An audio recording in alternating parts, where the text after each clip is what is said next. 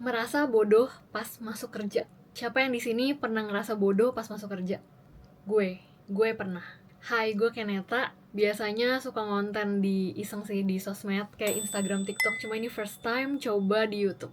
Sebenarnya cuma pengen iseng sharing aja sih dari pengalaman dimana pas pertama kali masuk kerja ngelewatin fase kok gue bodoh banget ya ternyata. Padahal dulu gue di kuliah nilai gue lumayan bagus kok, terus gue lumayan ngerti kok pelajaran, tapi ternyata pas masuk kantor malah ngerasa tuh nggak tahu apa-apa, dan justru hal yang dipelajarin di kuliah justru nggak kepake sama sekali. For info, dulu gue kerja di foodtech dan gue kerjanya itu beda jurusan, which is sekarang kerja di marketing. Jadi pernah kerja di agensi marketing, terus masuk ke in-house brand, distributor makanan, terus dari situ masuk lagi ke agensi marketing sampai sekarang. Jadi sebenarnya secara bidang kuliah dan kerjaan itu tuh beda banget. Terus kalau lulus itu 2021, setelah itu di 2021 juga udah mulai kerja sampai sekarang 2025 ya. Itu berarti udah punya pengalaman hampir ya 4 tahunan lah ya, sampai 5 tahun. Mungkin cuma mau sharing apa yang pernah dialami pas masuk kerja. Jadi for background, pas masuk kerja itu awalnya masuk ke agency marketing, which is marketing itu kan beda banget sama hal-hal yang udah pernah dipelajarin pas kuliah. Which is kalau kuliah itu kan kita belajarnya, kalau di foodtech ya banyakan kimia, ada belajar kalkulus, belajar bioteknologi, bukan bioteknologi deh. Ya kayak fermentasi, nutrisi, ini maaf ya saking lamanya sampai lupa. Tapi justru pas masuk kerja, kita tuh handle-nya tuh marketing gitu. Nah, waktu itu sempat berada di fase, aduh, apa sebenarnya nggak cocok ya kerja di marketing? Karena dulu kan belajarnya apa, sekarang kita kerjanya apa. Tapi setelah dipelajarin satu persatu, terus kayak baru oh ternyata justru gue lebih enjoy nih di pekerjaan sekarang. Karena dulu sempat, for background, gue pernah kerja di salah satu perusahaan jadi production dan tim QC gitu, karena harus intern ya, dan ngerasa pas di pekerjaan itu tuh kayaknya gue pengen coba kerja yang lain deh, walaupun gue kuliahnya food tech. Oke, jadi gue cuma pengen sharing beberapa tips dari pengalaman yang pernah gue lalui sebagai fresh graduate, apalagi kalau kalian tuh beda jurusan masuk kerjanya dari kuliah kalian. Oke, tips pertama, jangan pilih-pilih kerjaan. Kalau misalkan lu pada baru masuk kerja nih ya, lu kan anggapnya itu kayak botol atau gelas kosong nih, belum ada isinya. Ya udah, lu tuh jangan terlalu perhitungan, oh ini bukan job desk gue nggak mau kerjain, oh ini kan hal yang gue nggak ngerti, ya udahlah gue bilang aja gue nggak bisa. Jadi gue pernah dikasih tahu ada 3 pilar dalam berpikir kita stay atau kita perlu pindah dari kantor itu. Yang pertama tuh duit. Kalau misalkan kalian merasa, oh ini kantornya memberikan gaji gue lumayan menghidupi kebutuhan gue lah ya udah nggak apa-apa, duit. Yang kedua itu adalah growth ataupun ilmu. Di sana tuh kalian ngerasa berkembang nggak? Atau kalian tuh ngerasa stuck dan gitu-gitu aja kerjaannya? Nah, yang ketiga tuh lingkungan. Apakah kalian nyaman? Atau di sana tuh justru banyak politik kantor? Nah, misalkan ada tiga-tiganya, itu nggak apa-apa untuk tetap stay di kantor itu. Tapi kalau misalkan cuma ada 2, itu bisa dipikirin, kita perlu pindah nggak ya? Atau kita stay aja di situ? Nah, kalau 1, itu boleh dipikirin sih. Apalagi kalau 0, itu bisa banget dipikirin untuk apakah ada opportunity yang lebih bagus. Jadi kita bisa cari-cari lagi. Terus pengen sharing juga, jadi di kantor pertama gue kan kerjanya digital marketing agency ya. Waktu itu awal-awal jadi sales, sekarang udah enggak. Dan waktu itu tuh sempat ada senior yang ngasih tahu gue kalau misalkan sebenarnya sangat bagus untuk mempelajari bidang lain. Apalagi kalau di beberapa perusahaan yang sifatnya masih kecil ya, jadi kita bisa palu gada gitu di fase-fase kita masih fresh graduate atau kita baru memulai kerjaan.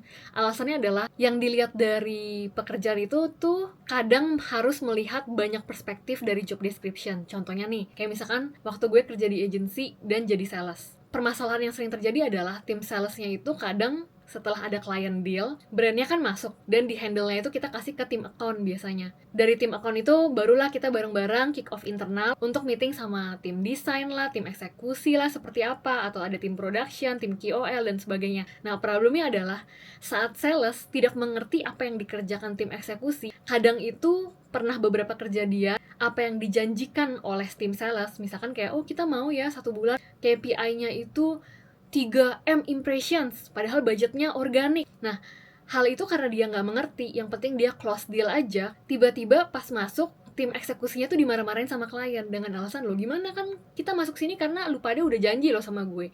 Nah, mulailah cekcok antara tim eksekusi dengan tim sales. Jadi waktu itu, tim sales senior gue tuh bilang kayak, Ken, lu harus belajar loh, bukan cuma dari bidang lu doang, tapi lu tuh lebih baik mengerti eksekusi-eksekusi lain. Nah, contohnya tim sales yang senior gue ini kebetulan dia tuh pernah dipindahin di tim konten, strategi, terus dia pernah membantu lah beberapa divisi lain, dan kemudian dia baru diarahkan jadi sales atau business development. Jadi apa yang dia jual itu literally itu ada strategic thinkingnya, which is itu yang dilakukan seperti gak cuma jual produk doang, tapi juga bertindak sebagai konsultan, which is itu sangat bagus. Dan sebenarnya kalau dipikir itu tuh untungnya tuh buat kita, karena yang dapat impactnya kan sebenarnya buat growth kita sendiri ya, gitu.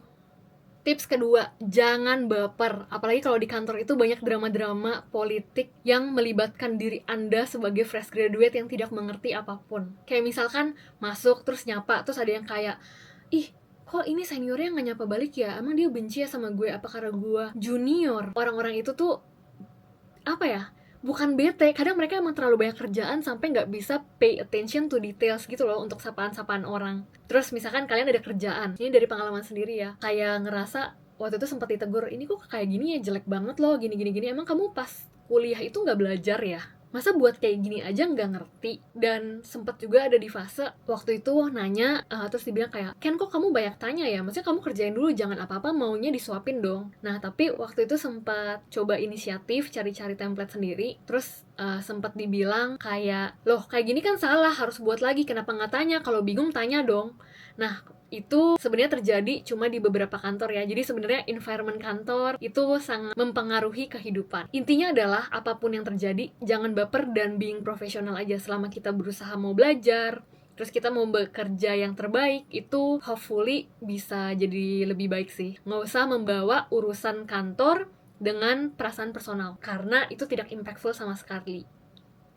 Tips 3, hindari politik kantor yang tidak penting. Nah, jadi ada pepatah bilang kalau kadang itu kita sebagai pekerja draining bukan karena workload-nya, tapi justru karena environment-nya. Tapi bisa balik beda-beda ya per orang. Cuma ini ada dari beberapa pengalaman yang dialami dan dari cerita teman juga. Kadang itu kalau pekerjaannya berat banget, tapi sebenarnya kita punya teman yang support, terus kita punya senior yang sangat baik hati dan membantu. Kita punya support system lah, kita merasa itu family. Atau gak usah family lah, terlalu muluk-muluk. Sebagai teman yang support kita aja lah, kita merasa selalu gak disudut-sudutin gitu, tapi mau growth bareng. Nah, biasanya pekerjaan itu tuh kita kayak, ya udahlah ini banyak kerjaan, cuma ya udahlah kita bareng-bareng kerjainnya. Jadi kita ngerasa lebih bisa bertahan di company itu, atau melakukan pekerjaan itu tuh kita masih bisa lebih lakukan pelan-pelan sampai selesai. Tapi di beberapa hal ada juga nih pekerjaannya sebenarnya biasa-biasa aja, tapi justru kantornya banyak politik, terus ada juga yang senggol-senggolan, terlalu kayak ngejelek-jelekin kerjanya kita deh di depan mata senior, jadinya kita kayak dimusuhin, padahal sebenarnya kita juga nggak bermain politik. Nah itu tuh justru di beberapa kejadian lebih draining dan kadang ngebuat apa ya, jadi kita tuh kurang bisa bertahan dan kurang nyaman untuk bekerja di satu kantor itu. Jadi selama nggak ada urusannya, hindari politik kantor yang tidak penting karena itu akan mendraining energi yang tidak perlu. Oke, tips 4, kadang itu soft skill lebih penting dibandingkan hard skill. Jangan ngerasa bodoh kalau kita kerjanya itu beda jurusan sama apa yang kita belajarin pas kuliah.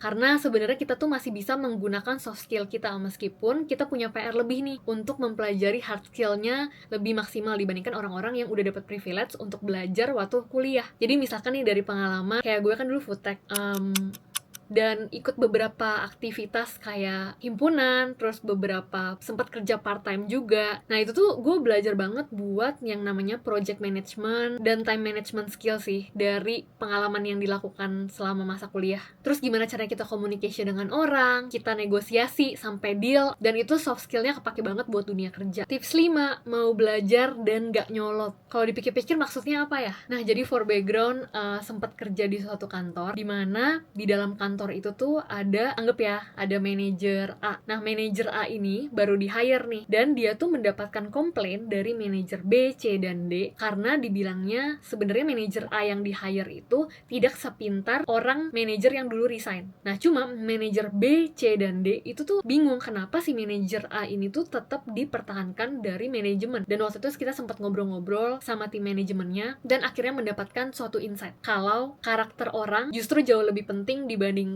kepintaran. Jadi sebenarnya orang yang pintar itu mungkin banyak yang lebih pintar dari dia, tapi untuk mencari orang dengan karakter yang mau belajar, mau jujur, mau nggak dendaman setelah dikasih feedback dari manajemen, itu tuh jauh lebih sedikit. Nah, alasannya manajer A itu tetap di-keep adalah sebenarnya pekerjaan dia mungkin awalnya nggak sebagus itu, tapi dia tuh sejujurnya memang orangnya gigih banget, mau belajar, dan setiap dapat feedback dia tuh tulus gitu, nggak perhitung-hitungan. Dan ujung-ujungnya setelah berjalannya waktu, manajer A ini justru lebih bagus. Sebenarnya buat belajar banyak hal pas masih kita di umur-umur mencari jati diri dan mengembangkan diri kita lebih lagi tuh sangat nggak apa-apa ya. Kayak misalkan dulu gue pernah awalnya kan jadi tim sales, abis itu masuk ke dalam in-house brand marketing, dan akhirnya masuk ke agency marketing lagi jadi tim account.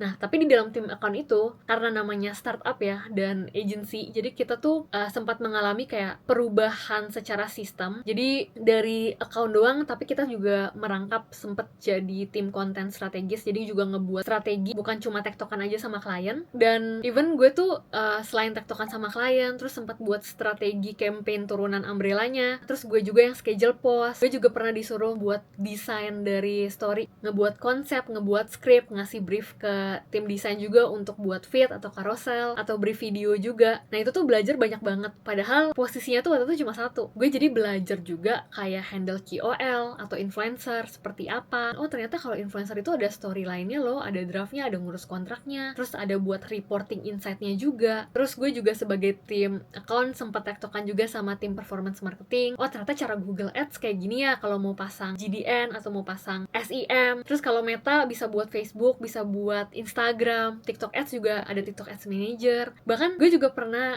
diminta tolong untuk bantu handle service e-commerce. Jadi Shopee dan Tokopedia waktu itu buat nge-adsin katalognya. Nah, pernah di titik waktu itu ada temen yang bilang kayak, "Ih Ken, kenapa lu mau ngerjain ini sih? Kan harusnya hire orang lain dong. Kalau kayak gini mah lu cuma digaji segitu doang, tapi kerjaan lu banyak banget." Nah, cuma ada new insight yang didapatkan dari belajar banyak hal di awal-awal berkarir ya. Jadinya tuh gue mendapatkan perspektif sekarang secara generalis tuh yang lebih banyak kayak gimana. Jadi ada di titik juga waktu itu gue sempat dibilang dan mendapatkan insight kalau justru ini tuh jadi opportunity yang bagus buat gue belajar di kantor, dimana gue masih mendapatkan gaji dan gue mengerjakan pekerjaan sebenarnya di luar job desk gue pertama kali direkrut, tapi sebenarnya gue tuh bisa belajar hal baru tanpa dimarahi, karena justru gue tuh sangat disupport, bahkan kayak sempat dimasukin marketing class dan sebagainya. Nah, itu jadi kayak ngerasa, oh ini sebenarnya adalah kuliah tapi kayak dibayar gitu. Sebenarnya tergantung orang ya, perspektif pikirannya kayak gimana. Cuma selama itu suatu hal yang baru dan bisa sesuai dengan goal planning kita. Kebetulan kan kalau gue tertarik ternyata setelah turun di marketing, oh ternyata banyak banget hal marketing loh. Digital marketing aja tuh banyak banget perspektifnya. Terus selain digital marketing ada offline marketing, ada nanti 360 marketing, dan banyak banget. Dan kalau kita cuma bisa stay di satu tempat doang, itu tuh kadang kita jadi nggak ngerti secara perspektif gambaran besarnya kayak gimana. Oke, terima kasih sudah mendengarkan yapping saya. Sebenarnya random aja sih, kepikirannya baru itu. Ini pun kayak impromptu gitu ya sharingnya. Kalau misalkan dari kalian punya insight atau saran lain yang bisa dibagikan ke orang-orang, bisa share di komen ya. Thank you.